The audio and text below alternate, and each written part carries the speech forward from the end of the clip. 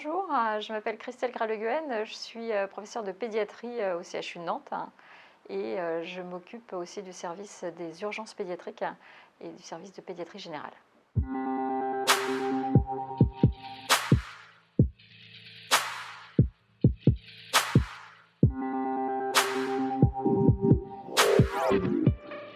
Ce qu'on sait, c'est que cette circulation, elle est proportionnelle à la circulation du virus en dehors de l'école. C'est-à-dire que des endroits où il y a beaucoup de virus en ville, beaucoup de virus dans les familles,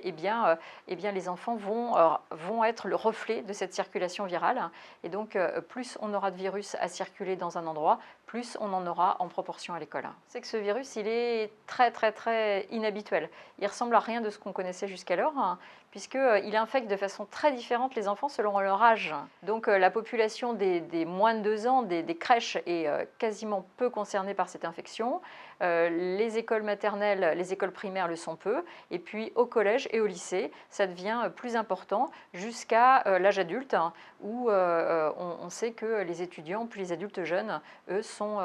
les premiers concernés par la circulation de ce virus. Alors il y a un an, on était plutôt soulagés de découvrir que ce virus infectait peu l'enfant et donnait des formes bénignes de la maladie, avec des symptômes qui étaient vraiment mineurs, voire inexistants. Et puis un an plus tard, les effets du Covid ont rattrapé l'enfant, et en particulier les effets indirects de cette maladie,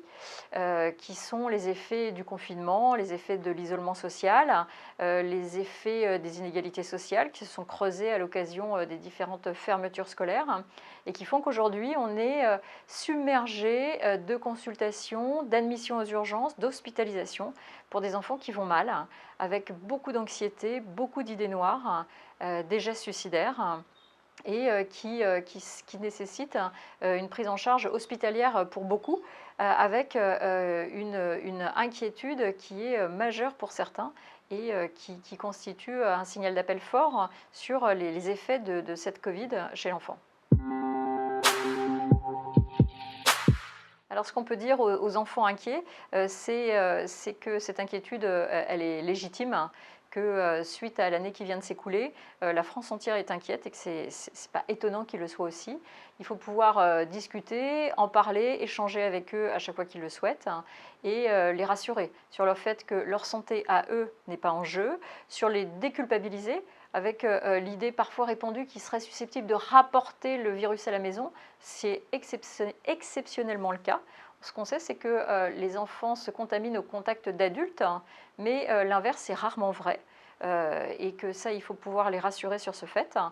qu'on les remercie de tout ce qu'ils ont fait pour respecter les gestes barrières, et puis pouvoir les rassurer quant aux perspectives à venir, puisqu'on a tous besoin de se projeter dans des choses positives, en leur disant que la vaccination qui est en train de se mettre en place, ça sera la sortie de crise, ça sera la façon de pouvoir retrouver une vie normale et de reprendre une vie d'enfant qui effectivement a été mise entre parenthèses pendant un an. Alors il faut pouvoir se faire aider, et le premier interlocuteur des familles et de leurs enfants, c'est leur médecin traitant. Les médecins traitants les connaissent, sauront les évaluer le niveau d'anxiété, le niveau de gravité des symptômes qui sont présentés, et puis les orienter vers l'aide la plus adaptée possible, que ce soit un psychologue ou l'aide d'un médecin psychiatre en fonction du contexte.